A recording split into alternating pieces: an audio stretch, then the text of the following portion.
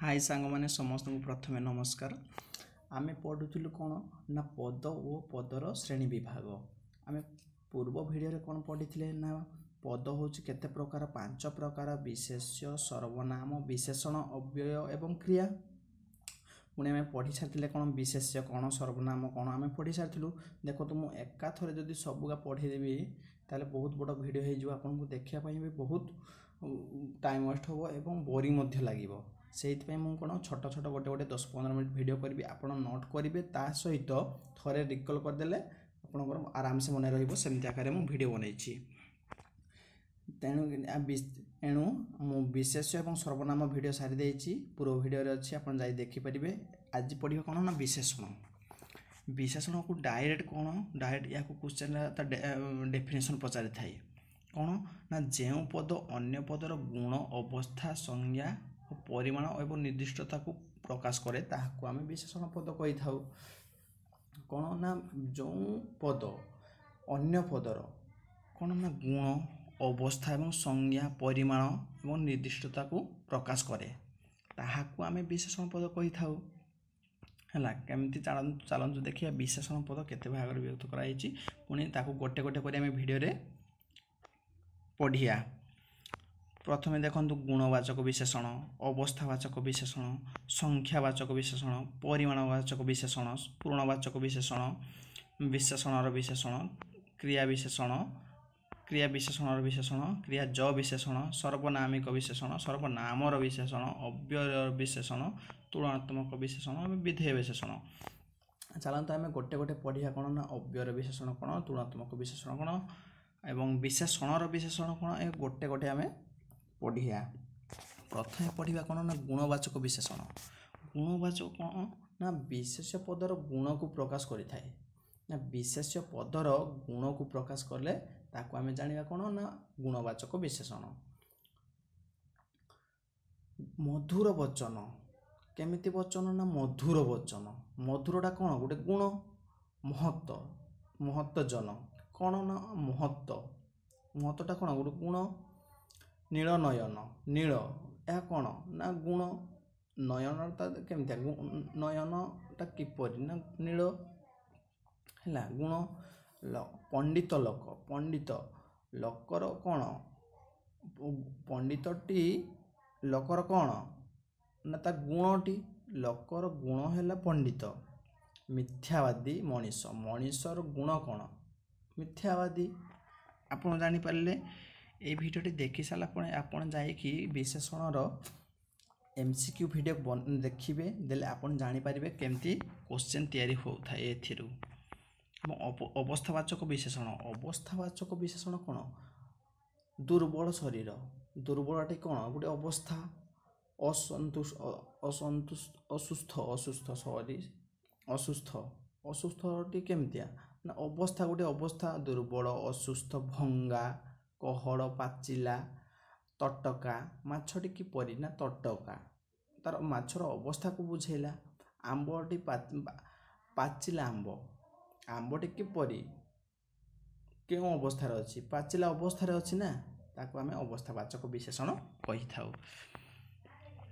तापर कौन ना संख्यावाचक विशेषण संख्या अपन तो आराम से देखले जानी पारिबे लिखाई 12 13 1340 आपन एटारे बेसी एठी मु लिखि देछि मध्य केमिति जानी पारिबे। अच्छा तापर पूर्णवाचक विशेषण कौन ना पंच पांडवों मध्य सहदेव पंचम पांडव अटंती। शुणु आपन बुझी पाइ नथि मु कहि दउछि आपनकु आमे संख्यावाचक कहले कौन ना 1 2 3 सेटा को किपर लिखा ही थाए ना प्रथम द्वितीय तृतीय चतुर्थ पंचम षष्ठ सप्तम एगा लिखले आपन जानी पारिबे एटा पूर्णवाचक हैला। संख्यावाचक कहले 1 2 आउ पूर्णवाचक कहले प्रथम द्वितीय तृतीय चतुर्थ एटा एगुडी कहला पूर्णवाचक। एवं परिमाणवाचक विशेषण परिमाण ना कम कम बहुत अल्प ये जानथिबे जो पूरे परिमाण को बुझाउथबो टपाए आंजुड़ाए प्रचुर बस्ताए एका कौन ना परिमाण को गोटे गोटे बुझाई थाए। ସେଇଟା ହେଲା ପରିମାଣକ ବିଶେଷଣ। କହନ୍ତିନି ମୋତେ ଆଞ୍ଜୁଳାଏ ପାଣି ଟିକେ ଦେବେ, ଏଇଟା କ'ଣ ଆଞ୍ଜୁଳାଏଟା କ'ଣ ନା ପରିମାଣବାଚକ।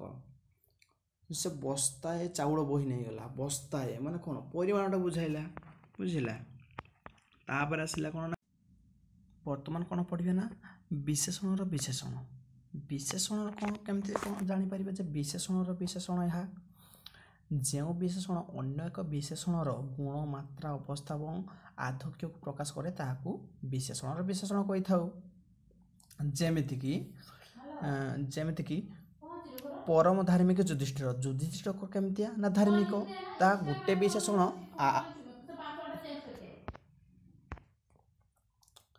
ତାପରେ ଆଉ ଗୋଟେ ଏକ୍ଜାମ୍ପଲ୍ ଦେଖିବା, ବଡ଼ କୁହାଳିଆ ଲୋକଟି କୁହାଳିଆ, କେମିତି କୁହାଳିଆ ନା ବଡ଼ କୁହାଳିଆ। ଯେମିତି କୁହାଳିଆଟା ଗୋଟେ ବିଶେଷଣକୁ ଆଉ ଗୋଟେ ବିଶେଷଣ ତାକୁ ବିଶେଷିତ କରୁଛି। ଯେମିତି ବଡ଼ଟା ବି ଗୋଟେ ବିଶେଷଣ, ମାନେ ଯେଉଁଠି ଦେଖିବ ଦୁଇଟି ବିଶେଷଣ ରହିଲା ତାହେଲେ ଜାଣିବ ବିଶେଷଣର ବିଶେଷଣ ହେଲା। ତାପରେ ପଢ଼ିବା କ'ଣ ଆଉ ଗୋଟେ ନା କ୍ରିୟା ବିଶେଷଣ। କ୍ରିୟା ବିଶେଷଣ କ'ଣ ମାନେ କ୍ରିୟା ମାନେ ଆପଣଙ୍କୁ ମୁଁ ବୁଝେଇଥିଲି ପୂର୍ବ ଭିଡ଼ିଓରେ। କ୍ରିୟା କହିଲେ କାର୍ଯ୍ୟକୁ ବୁଝେଇଥାଏ, ଯାହା କାମକୁ ବୁଝେଇଥାଏ ହେଲା। ଦେଖନ୍ତୁ ବୁଢ଼ା ଧୀରେ ଚାଲୁଛି, ବୁଢ଼ା ଚାଲୁଛି କେମିତି, ବୁଢ଼ାଟି ଗୋଟେ କାର୍ଯ୍ୟରେ ଅଛି, ଚାଲୁଛି ମାନେ ଗୋଟେ କାର୍ଯ୍ୟରେ ଅଛି। କିପରି ଚାଲୁଛି ନା ଧୀରେ ଚାଲୁଛି। ଜାଣିଲେ ଆମେ ଏହା ହେଉଛି କ୍ରିୟା ବିଶେଷଣ। କ୍ରିୟାକୁ ଯିଏ ସାଧିତ କରୁଛି ତାହା କ'ଣ କ୍ରିୟା ବିଶେଷଣ କହିବା ହେଲା। ତାପରେ ନିଆଁ ହୁତୁ ହୁତୁ ଜଳୁଛି, ନିଆଁଟା ତ ଜଳୁଛି, କାର୍ଯ୍ୟରେ ଅଛି, ଜଳୁଛି। କିପରି ଜଳୁଛି ନା ହୁତୁ ହୁତୁ ଜଳୁଛି, ତାକୁ ଆମେ ଜାଣିବା କ୍ରିୟା ବିଶେଷଣ। ପିଲାଟି ଜୋରରେ କାନ୍ଦୁଛି, ପିଲାଟି ତ କାନ୍ଦୁଛି, କିପରି କାନ୍ଦୁଛି ନା ଜୋରରେ କାନ୍ଦୁଛି। କାନ୍ଦୁଛି ହେଲେ କାର୍ଯ୍ୟ, କିନ୍ତୁ କିପରି କାନ୍ଦୁଛି ନା ଜୋରରେ କାନ୍ଦୁଛି ହେଲା। ଆଇ ହୋପ୍ ଆପଣ ବୁଝିପାରୁଥିବେ। ପୁଣି ଆଉ ଗୋଟେ ଦେଖିବା, ଆଉ ଗୋଟେ କ'ଣ ଆସିଲା ନା କ୍ରିୟା ବିଶେଷଣର ବିଶେଷଣ। କ୍ରିୟା ବିଶେଷଣର ବିଶେଷଣ ଦେଖନ୍ତୁ, ମୁଁ ଏକ୍ଜାମ୍ପଲ୍ ଦେଲେ ଆପଣ ଜାଣିପାରିବେ।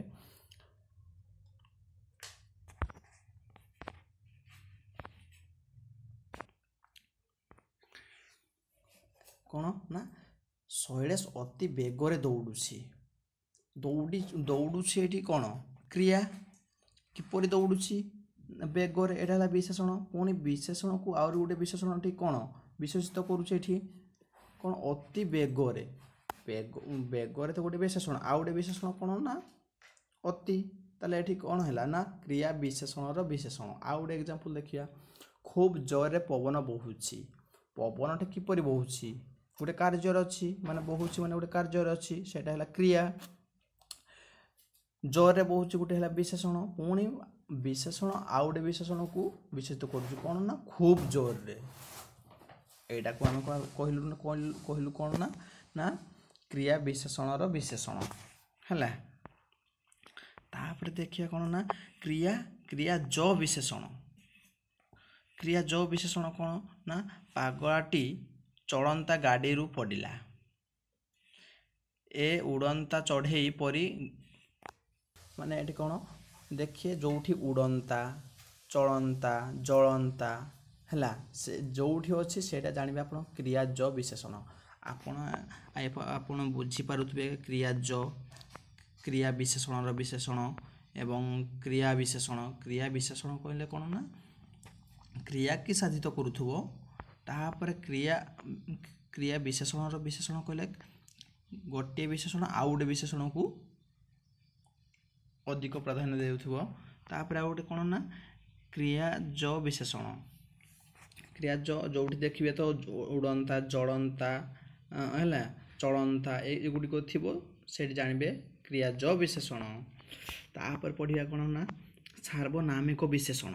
ସାର୍ବନାମିକ ବିଶେଷଣ କ'ଣ ନା କି ଥିଲା ଏ ରାଜ୍ୟ ହେଲା। ସର୍ବନାମର ବିଶେଷଣ, ସାର୍ବନାମିକ ବିଶେଷଣ ଏବଂ ସର୍ବନାମର ବିଶେଷଣ। ଏଇ ଦୁଇଟା ଆପଣଙ୍କୁ ବହୁତ କନଫ୍ୟୁଜ୍ କରିବ। ମୁଁ ଏଇଟା ଆପଣଙ୍କୁ ଆଇ ହୋପ୍ ଟିକେ କ୍ଲିଅର୍ ସେ ବୁଝେଇବି, ଟିକେ ରୁହନ୍ତୁ। ସର୍ବନାମିକ ବିଶେଷଣ ଏବଂ ସର୍ବନାମର କ'ଣ କହିଲେ କ'ଣ ପୁରୁଷବାଚକ, ଯେତିକି ସବୁ ପୁରୁଷବାଚକ ରହିଥିବେ ହେଲା। ସେ ତୁମ୍ଭେ, ମୁଁ ହେଲା ସେଗୁଡ଼ିକୁ କ'ଣ କୁହାଗଲା ନା ସର୍ବନାମର ବିଶେଷଣ। ଏବଂ ସାର୍ବନାମିକ ବିଶେଷଣ କ'ଣ ନା ଯେତିକି ସବୁ ଦେଖିଏ ପୁରୁଷରେ ଯିବେ ଅଧିକାଂଶ ତୃତୀୟ ପୁରୁଷରେ ଯାଆନ୍ତି ସବୁଆ ହେଲା ସେଗୁଡ଼ିକୁ କ'ଣ କୁହାଯାଏ ନା ସାର୍ବନାମିକ ବିଶେଷଣ କୁହାଯାଏ। ଅବ୍ୟୟର ବିଶେଷଣ କ'ଣ ନା ଯେଉଁଠି ଦେଖିବେ ଆପଣ କାଳ ବିଭକ୍ତି ଏବଂ ପୁରୁଷ କାଳ ବିଭକ୍ତି ଯେଉଁଟା ଚେଞ୍ଜ କେବେ ବି କରି ହେବ ନାହିଁ ତାହାକୁ ଆମେ ଅବ୍ୟୟ କହିଥାଉ ହେଲା। ଯେମିତିକି ଏଇଠି ଦେଖନ୍ତୁ ଜଗନ୍ନାଥ ଦାସ ସ୍ୱପ୍ନରେ ଦେଖିଲେ ଠିକ୍ ଯେମିତି ନିଜେ ଜଗନ୍ନାଥ ତାଙ୍କ ସମ୍ମୁଖରେ ଠିଆ ହେଇଛନ୍ତି ହେଲା। ଯେ ଜଗନ୍ନାଥ ଦାସ ସେ ସ୍ୱପ୍ନରେ ଦେଖିଲେ ଠିକ୍ଟା କ'ଣ ନା ଅବ୍ୟୟ। ତାପରେ ପୁଅଟି ଅବିକଳ ତା ବାପା ପରି ହୋଇଛି। ଅବିକଳ ଠିକ୍ ଅବିକଳ ହେଲା ଏଇଟା ଯେଉଁଠି ଥିବ ମାନେ ଅବ୍ୟୟର ବିଶେଷଣ। ଆପଣ ଏମ୍ସିକ୍ୟୁ ଥରେ ଏଠି ପଢ଼ି ନିଅନ୍ତୁ। ଏମ୍ସିକ୍ୟୁ ଯାଇ କରିଲା ପରେ ଆପଣ ଠିକ୍ ସେଠି ମାନେ କ'ଣ କ୍ୱେଶ୍ଚନରୁ ଦେଖି ଆପଣ ଆନ୍ସର ଦେଇପାରିବେ। ତାପରେ ପଢ଼ିବା କ'ଣ ନା ତୁଳନାତ୍ମକ ବିଶେଷଣ। ତୁଳନାତ୍ମକ ବିଶେଷଣ ଆପଣଙ୍କୁ ବେଶୀ କିଛି କଷ୍ଟ ନୁହେଁ। ଯେମିତି ତୁଳନା କରିବ ଜଣେ ଅନ୍ୟ ଜଣକୁ ତୁଳନା କରିବ। ଯେମିତି କ'ଣ ରାମ ହରିଠାରୁ ଉଚ୍ଚତାରେ କ୍ଷୁଦ୍ରତମ ବୃହତ୍ତମ ଉଚ୍ଚତାର ଗରିଷ୍ଠ ହେଲା ସାନ ବଡ଼ ଏଇଗା ସବୁ କ'ଣ ନା ତୁଳନାତ୍ମକ। ଜଣେ ଜଣକୁ ତୁଳନା କରୁଥିବ ହେଲା। ଆପଣ ଆଗେ ଫୁଲ୍ ଗୋଟେ ବାକ୍ୟଟେ ପଢ଼ିଦେବେ ସେଇଠାରେ ଆପଣ ଦେଖିବେ କେଉଁଠି ଅଣ୍ଡରଲାଇନ୍ କରାହେଇଛି ଏବଂ ସେଇଠୁ 4ଟି ଅପସନ୍ ଦେଇଥିବ ସେଇଟାରେ ଆପଣ ଡିଟରମାଇନ୍ କରିପାରିବେ ବୁଝିଲେ ନା। ଆଚ୍ଛା ଆପଣ ତାପରେ ଆସିଲା କ'ଣ ନା ବିଧେୟ ବିଶେଷଣ। ବିଧେୟ ବିଶେଷଣ କ'ଣ ନା ଦେଖ ବିଶେଷ୍ୟ ପରେ ଯେଉଁ ବିଶେଷଣ ପଦଟି ଥାଏ ତାହାକୁ ଆମେ ବିଧେୟ ବିଶେଷଣ କହିଥାଉ। ଯେମିତି ଯୁଧିଷ୍ଠିର ଗୋଟେ କ'ଣ ନା ବିଶେଷ୍ୟ ତାପରେ କ'ଣ ଅଛି ବିଶେଷଣ ତାହାକୁ ଆମେ କହିଥାଉ ବିଧେୟ ବିଶେଷଣ। ଗାଡ଼ିରେ ତେଲ ଅଳ୍ପ କ'ଣ ବିଶେଷଣ ଗୋଟେ ପରିମାଣକୁ ବୁଝେଇଲା। ବିଶେଷ୍ୟ ଏଠି କ'ଣ ଗାଡ଼ିରେ। ସେମିତିଆ ପିଲାଟିର ବ୍ୟବହାର ସୁନ୍ଦରଟି କ'ଣ ଗୋଟେ ଗୁଣ ହେଲା। ପିଲାର ବ୍ୟବହାରଟି କେମିତି ସୁନ୍ଦରଟି କ'ଣ ନା ବିଶେଷଣ କାହା ପୂର୍ବରୁ ଅଛି ନା ପରେ ଅଛି ପିଲାଟି କ'ଣ ବିଶେଷ୍ୟ ପରେ ଯେଉଁ ବିଶେଷଣଟି ରହିବ ତାହା ହେଲା ବିଧେୟ ବିଶେଷଣ ହେଲା। ଯେମିତି ଆଜିର ପାଗ ନିର୍ମଳ ହେଲା ଅବ୍ୟୟ ପଢ଼ିଆ। ଆଜିର କ୍ଲାସ୍ ଏଇଠି ରହିବ। ପୁଣି ଦେଖା ହେବ ଆସନ୍ତାକାଲି ଏକ ନୂଆ ଅଧ୍ୟାୟରେ ଯାହା ପଢ଼ିବା ଅବ୍ୟୟ। ଆଜିର ଏଇଠି କ୍ଲାସ୍ ରହୁଛି। ଧନ୍ୟବାଦ।